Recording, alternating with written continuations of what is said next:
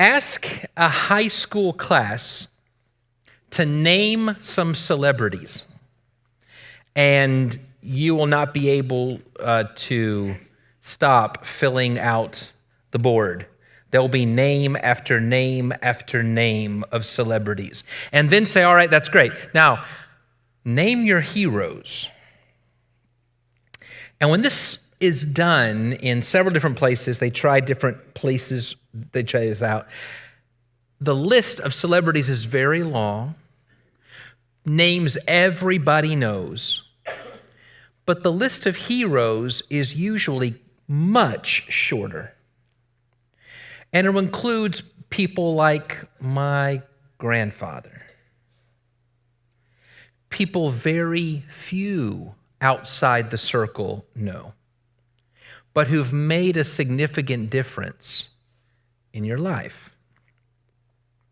I want to talk tonight about one of what's been called the 7 capital vices.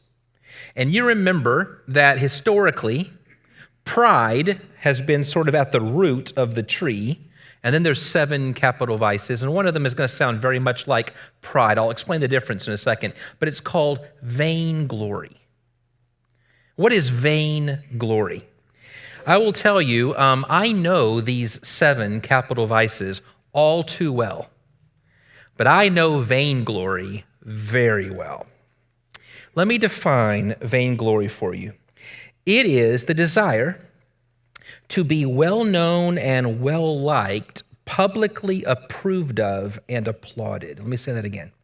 To be well-known and well-liked, publicly approved of and applauded. Now, if you think to yourself, what's so wrong with that? Then you'll understand how enticing this particular sin is. In Matthew chapter 5, verses 14 through 16, Jesus, in the Sermon on the Mount, seems to imply that you're supposed to be doing deeds in public that others will see and they'll glorify God. Do you remember the verse? Let your light so shine before others that they may see your good works and glorify your Father in heaven. It sure sounds like do things in public that people will see and glorify God as a result. But just a few verses later, in Matthew chapter 6 and verse 1, Jesus says, be very careful not to do your deeds so as to be seen by others. If you were listening carefully, those are not contradictions. The difference is extremely important. Do deeds that can be seen by others. Don't do deeds to be seen by others. Now we're getting at the definition of vainglory. The desire to be well-known, well-liked, publicly approved of, and applauded. Is there anything wrong with publicly applauding someone who's done well? I hope not. We do this at graduations. Well, I went to my daughter's ballet recital when she was 3, and it was great. You know, they practiced forever, and no 2 kids were doing the exact same thing at the exact same time. But at the very end, they were supposed to, when the music stops, they're all supposed to go off stage. And of course, it was my daughter. The music stops, the kids start going off stage, and Grace does this. It was the cutest, sinful thing you'd ever see. It was this moment when she knew all eyes were on her, and she's going to get her moment. I'm ready for my close-up.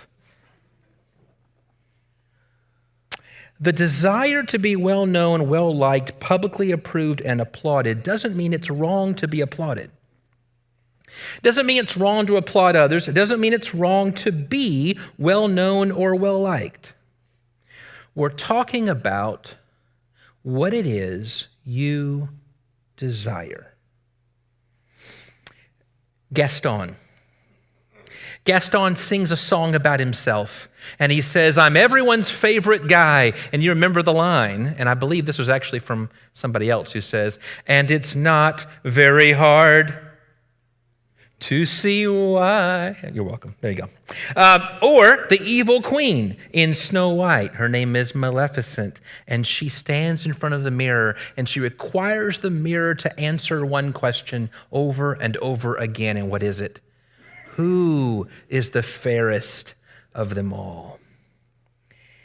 Vainglory is so enticing because it comes to us in two different times in our life. One, when we lack virtue. When we lack the virtue that we need, it's nice to live under the illusion.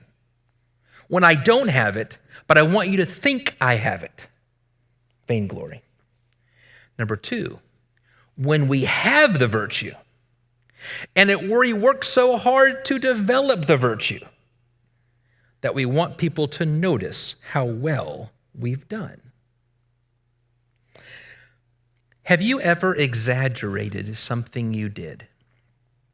You found yourself explaining the story, but somehow this time you tell the story, it just sounds so much better than the last time you told the story about yourself.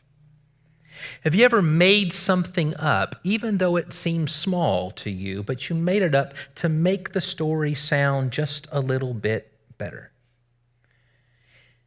Have you ever lied so as to seem better than you actually are and convinced yourself it really wasn't that important? Have you ever taken all the credit for what you've accomplished rather than giving it to God? I want you to ask yourself the important question, why? Vainglory is not exactly pride. They're related. They're cousins.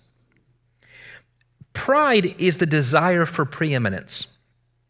Vainglory is the desire for that preeminence to be displayed before others, whether you have it or not. Prideful people would be tempted if you could have something that you want, but once you get it, it would have to stay hidden. You could have something, but nobody would know about it. Prideful people would be tempted by that. Vainglorious people would walk away from it. It's about loving the show. Vainglory loves the show. Prideful people desire to be number one. It's a desire for real status. It can lead to ambition in ways that can often hurt other people. But vainglorious people want whatever will bring in the most applause, whether it's based on something excellent or not. It's a desire for recognition and acclaim, whether or not there is a good reason for it. Do you see the difference? You ever heard the phrase, image is everything? There's a difference between character and reputation. Character is who you really are. Reputation is what others think you are. Prideful people can be tempted to extol their own character. Vainglorious people want to make sure you think I have a certain character, much more than I'm willing or interested in trying to develop such character. Do you see the point I'm making? It's extremely, extremely destructive, and it's extremely attractive. It's not pride exactly. It's not ambition exactly. This is the desire to be well known and widely known and to get attention, approval, and applause. The goal is the applause. We see it in ourselves in very small ways. There are two ways in which we can become vainglorious. One is by asking, what is it that you're seeking glory for? The object. What are you seeking glory for? Maybe it's having the greenest lawn. Maybe it's wearing the sharpest suit. Maybe it's being known for having the cleanest kitchen, or the right car, or the right kind of car, the appearance of worldly success. Listen carefully. I am not arguing that it's a sin to have the nice thing. I'm talking about where your desire is for people to know you as the person who has the nice thing. The image is the desire. So we fake it until we make it. We may not have those things, so we embellish the resume. We buy the house we can't afford. We tell the story slightly better than it actually is, all for vain glory.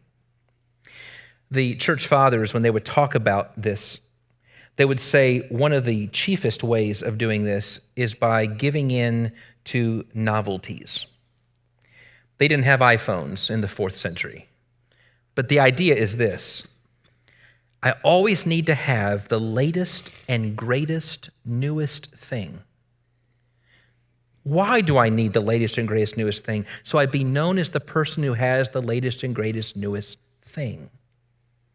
Part of my identity. So what is it that you're seeking glory for?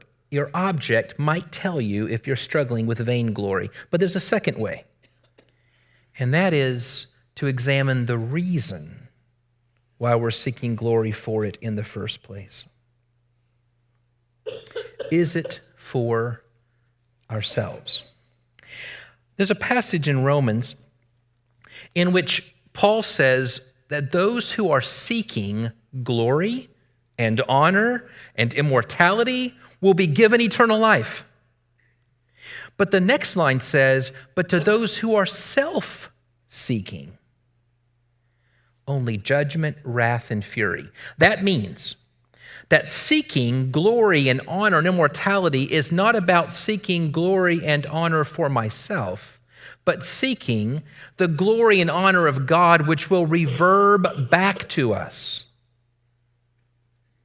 That is, seeking that which actually brings glory and honor and immortality, which is the glory of God alone. There's a secular version, and there's what you might call a saintly or Christian version.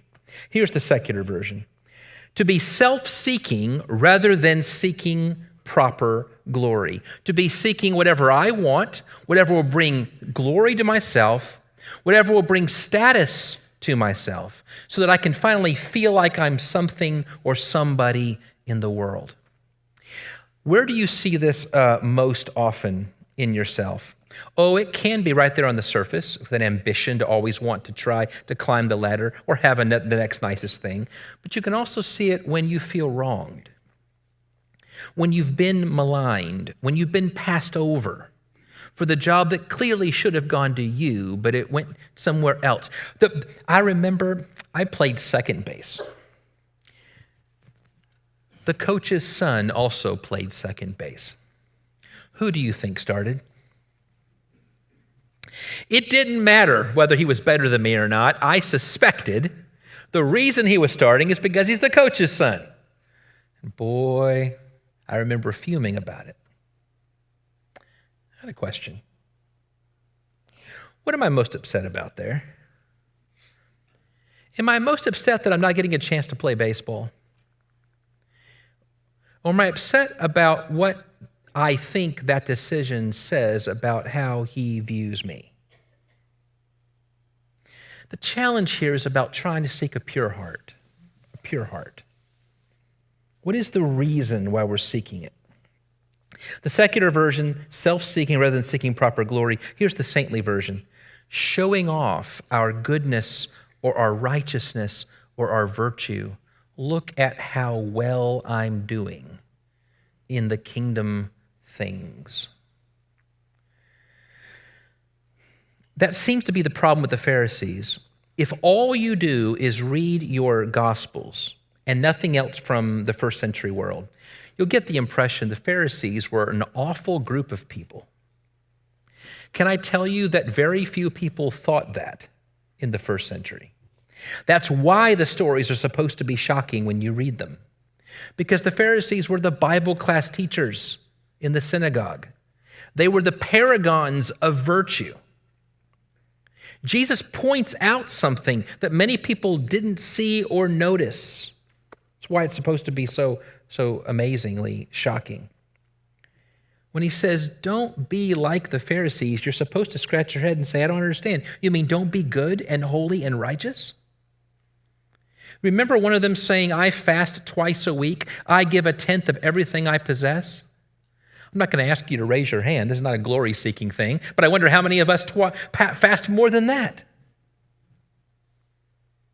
It's not that they failed to do really great habits. It's that he's saying what I see over and over again is that they've made their identity, we're the ones who do the holy things right. It can sneak in. It can sneak in. Even acts of righteousness. One of the books I was reading said, do you want to be known as a winsome preacher? Do you love it when someone calls you a prayer warrior? And I put the book down and said, quit hitting so close to home. The question is, whose approval should we desire most and why? It can be subtle. It doesn't just come to us when we think we're all that. Yes, vainglory comes when we think we're all that, but vainglory also comes when we're afraid that we're not. But we want you to think that I am, so I'll feel better about myself. Can I make a statement about the cosmetic industry without offending anyone?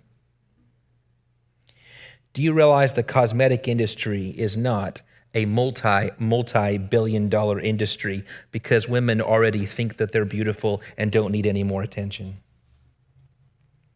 It's a billion-dollar industry because it preys upon our sense that we're not quite what we need to be in the sight of others. This is not a criticism of wearing lipstick.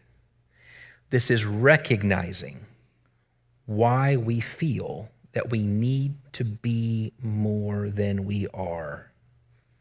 And what I need from you is to recognize and to say positive things about who I am so I'll feel better about myself. An overdependence on other people's opinions plagues everyone.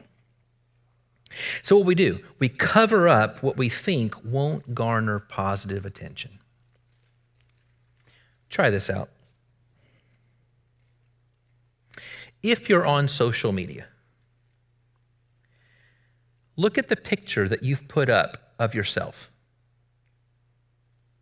and ask yourself, how hard would it be to take that picture down and to put one up of what you actually look like most of the time? Do you feel that sudden, Oh, no. On social media, I project the me I want you to think is me most of the time. Yeah. You know, this can be bad things too. Guys on the weekend get together with their playing buddies, and their playing buddies are talking about their exploits, and we know what they're doing is wrong, but we want to fit in, so now we need to tell stories that make us sound cool too, even if we're saying things that we know are not actually good or right or even true, but we want you to think better of me, because only then will I know that I'm something. Vainglory is self-defeating. It puts on a show, but you still feel this longing that can only be known as the real self. The problem is you don't love the real me, you love the mask that I've presented to you. And when I see that, it makes me want to put that mask on more and more and more. And I'm less and less secure the more I think you love the me that I've presented to you. What we really want, what we were made to want, the way we were made in the image of God, is real community where we can be ourselves, be known as ourselves, and loved for it. Okay, I've got good news and bad news. Bad news first. I don't have a great answer on how you're going to experience that in this life with anyone else, including at church, because we're fallen human beings. Here's the good news. You will only find that in God. Oh, I would love to say this is an ideal marriage or this is what a perfect church looks like. I'm just telling you, I've never known a perfect church or a perfect marriage, but I know a perfect God. A God who knew you better than you know yourself, who knows you better than your best and better than your worst, who knows more bad about you than even you're willing to admit, and says, I love you infinitely more than you could possibly imagine. And I want you, not the fake you, I want you, the real you. I came for you, and I died for you, and I made you. I know everything about you, and I love you. And when I ask you to give yourself to me, I don't want the mask. You see this over and over again. Here are all the people offering sacrifices, right? 10,000 cows. And he says, I don't want that. I want the pure, undefiled heart. I want you. I want you, not the mask. Think about that. My God, who made me and knows me, not the mask, wants me. And when you find it in God, since it can only be fulfilled by God, once you find it in God, how might you show effects of having found it in God? I think you would show it like this. There's a parable about a monk named Abba Macarius. And Abba Macarius was an old monk, and someone came to him and said, teach me how I'm supposed to, be somebody important and make sense of life and all of that. And he said, I'll tell you what, I want you to go to the cemetery, and I want you to curse the dead. The guy thought that was a little weird, but you know what? He's the monk, so I'm going to go do it. So he goes to the cemetery, and he curses the dead. He's yelling at the dead. And of course, their names are right there in the tombstone, so it made it very easy. I'll just name your name and say terrible things about you. And then came back. Abba Macarius says, what did you learn? He says, well, I cursed the dead. Yeah, what did they say back to you? Well, nothing. They're dead. So, okay, I want you to go back, and I want you to bless the dead. So the guy went back and he read the names off the tombstones. And he said very nice, wonderful things about the dead people and came back. And Abba Macarius said, what did you learn? He said, nothing. He said, what did they say? Nothing. He said, here's the lesson. Like the dead, take no account of either the scorn of men or their praises. And you will begin to be the kind of person that can enjoy life. Take no account of either the scorn of men or their praises. So there's a virtue. It's kind of a hard word. We don't use it a lot. But the best word for this virtue is called magnanimity. You ever heard someone say that they're being magnanimous? You know what it means? It means to do in the shadows what is good and what brings praise from God and praise to God in such a way that it's really almost impossible for the praise to come to you. I've told you this before because it's one of my favorite stories. Years ago, McDonald's did the Monopoly game where I think they're doing it now, but they did it a long time ago. And if you got Park Place and Boardwalk, you got $1 million. And there was a children's home where the woman steps out of her front door and there was an envelope, and in the envelope was Park Place and Boardwalk. No one knows who did this, but somebody gave $1 million to the children's home, and nobody knows who did it. That is a magnanimous act. And Jesus says, somebody does know who did it. Do you remember this? Jesus says, don't do your deeds to be seen of others, but rather do what is right in secret, and your Father in heaven will reward you. I love that line because he knows we're human. He knows we were made with this deep desire to please. It's not wrong to want to please. Human earthly children are supposed to do things that please their parents. We ask them to do things that are pleasing to us. We're called to please the Father. We're made to be that way. And so the answer isn't, good, you did it, who cares? What he says is, I know, and I reward you, because God is the only one whose approval really counts. He's opposed to religious forms of vainglory. He's opposed to hypocrisy. But he very much wants us to please him, and in so doing, find our meaning and our identity. In 2 Corinthians chapter 10, in verse 17, the text says, "Let the one who boasts boast in the Lord. For it is not the one who commends himself who is approved, but the one whom the Lord commends." How can we correct the problem of vainglory? Well, the same early Christians who were listing these vices also list virtues to counter these vices, and said there are two things that you may want to consider. One of them is the practice of solitude.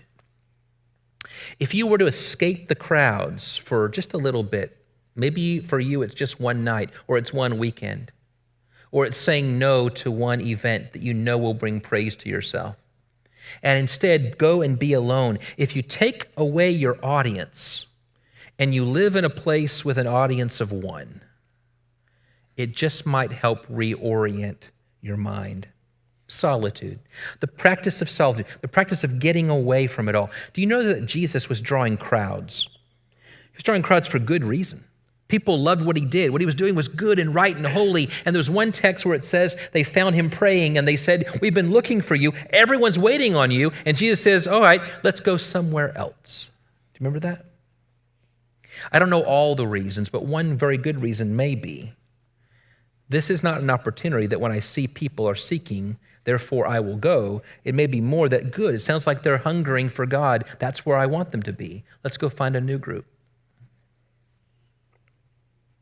So besides solitude, the second practice is the practice of silence.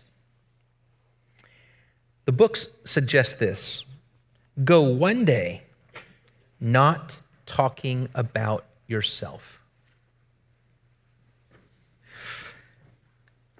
Try 5 minutes.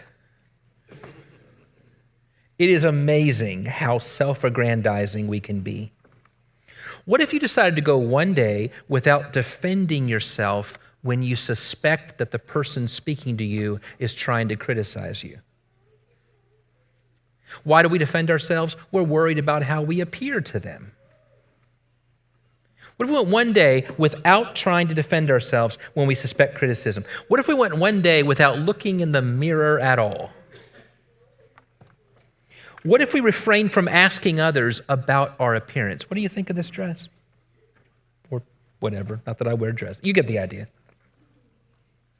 What if we were to listen to others and refrain from conversation about ourselves? And so solitude and silence, but third is proper placement where we see the goodness that we have as a gift from God. Augustine put it this way. He said, "I'm a preacher, but what I give you is the same food that I've been given. And the food that I give you is the same food that I eat. So really, I'm a waiter. I'm not the master of the house." It's a great line. He says, as a preacher, I realize I'm a waiter. I'm not the master of the house. That is, I don't need to deflect, nor do I need to extol my own greatness. What I need to do is recognize if there's any good that you're seeing and appreciating, isn't it great that God has given that goodness to us to share? What if we live that way all the time? Last point, we are known and loved by the only one whose approval really counts. And you had it before you had anything to offer him in the first place. Rest in that as we fight the sin of vainglory.